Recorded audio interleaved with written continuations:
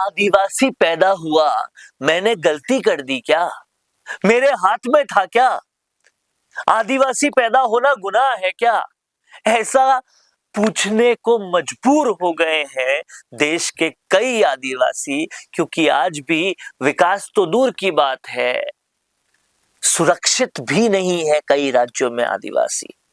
और आदिवासियों की जो राजनीति कर रहे हैं, खासकर राजकुमार रोज जैसे लोग जिनसे उम्मीदें बहुत है, उन्हें बताना चाहता हूं कि इन राज्यों के बारे में पता कीजिए, काम कीजिए यहां पर, नहीं तो अनिल भील, महेश भील जैसे मामले रोज होंगे और हो रहे हैं। चौंकाने वाले कुछ आंकड़े, आदिवासी इस देश में कैसे सुरक्षित नहीं है, ध्यान से सुनिएगा। आज देश के कुछ राज्य ऐसे हैं जहां आदिवासी होना ही बहुत बड़ा खतरा है, क्योंकि सरकारी नंबर्स को अगर देखें तो यहां आपको पता पड़ेगा कि आदिवासियों के खिलाफ एट्रोसिटीज, अपराध, क्राइम सबसे ज्यादा दर्ज हो रहे हैं। कहीं पर आदिवासी महिलाओं के खिलाफ रेप के मामले, तो कहीं हत्या के, कहीं मारपीट के, तो कहीं इंसाफ तक नहीं मिल रहा है। आज के इस वीडियो में हम आपको ऐसे 10 स्टेट्स के बारे में बताएंगे जहां ट्राइबल्स के खिलाफ अत्याचार और अपराध के सबसे ज्यादा मामले दर्ज होते हैं। इसी के साथ कुछ ऐसे स्टेट्स के बारे में भी बात करेंगे जहां आदिवासियों की आबादी तो लगातार इंक्रीज हो रही है, लेकिन वो कंपैरेटिव मामले में बिल्कुल भी सुरक्षित नहीं दिखाई दे रहे, बिल्कुल भी सेफ नहीं दिखाई दे रहे, कहीं पर भी उनका जीना आसान नहीं है, क्योंकि वहां पर मामले तो भले ही कम दर्ज हो रहे हैं, लेकिन सुरक्षा की दृष्टि से वो बहुत दूर है।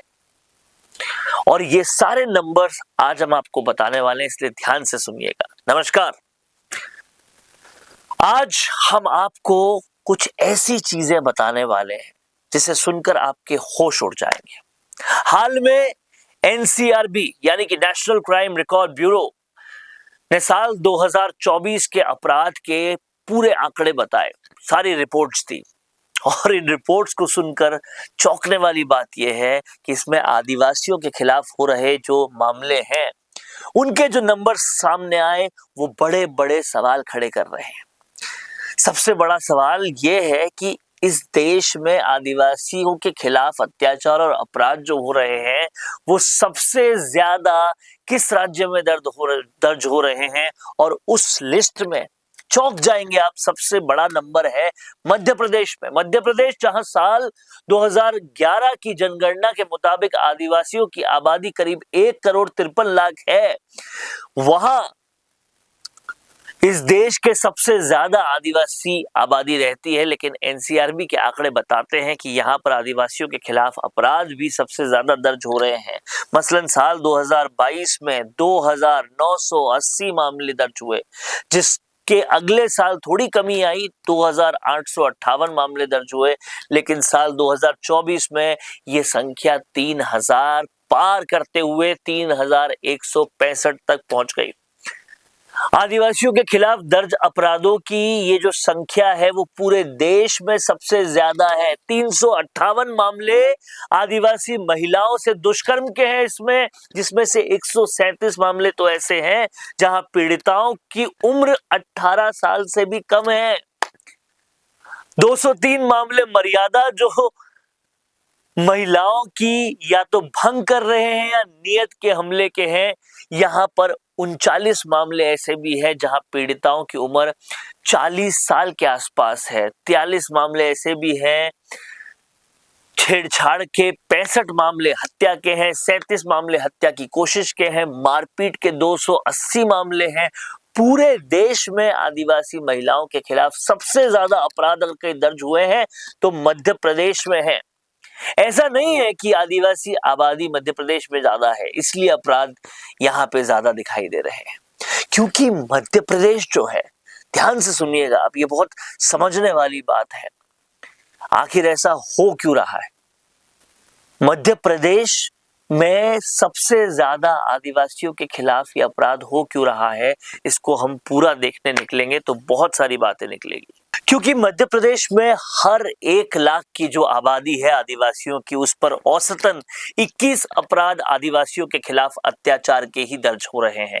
यानी हर 1 लाख की आबादी पर 21 आदिवासियों के खिलाफ अत्याचार के मामले दर्ज हो रहे हैं, उनके खिलाफ अपराध हो रहे हैं। अब आप इस बात को समझिए ये कितना घातक है। और 5वीं अनुसूची के 10 राज्यों में अपराध की ये दूसरे नंबर पर है। तो फिर पहले नंबर पर कौन सा राज्य है? आदिवासियों के खिलाफ अपराध दर के मामले में पहले नंबर पे जो राज्य है वो है राजस्थान। राजस्थान में साल 2011 कि अगर पूरी जनगणना देख लें तो उसके मुताबिक आदिवासियों की आबादी 92 लाख है और वहां हर 1 लाख आदिवासी पर औसतन 25 अपराध दर्ज हो रहे हैं। 25 आदिवासियों के साथ 1 लाख की आबादी में अत्याचार हो रहा है। अब राजकुमार रोत को इस बात का संज्ञान लेना होगा।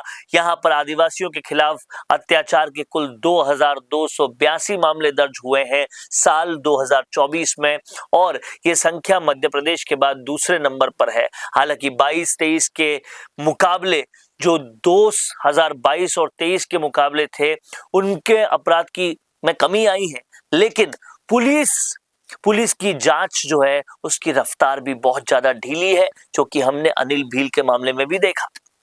क्योंकि यहाँ पर जो भी अपराध आदिवासियों के खिलाफ होते हैं उसमें सिर्फ आधे ही मामलों में पुलिस चार्जशीट दाखिल कर पाई है। ये बहुत चौंकाने वाली बात है। आधे मामलों में अभी तक चार्जशीट ही दायर नहीं हुई है, और यही असली वजह है कि क्यों अनिल भील और महेश भील जैसे कांड हो जाते हैं और कोई सुनवाई नहीं होती।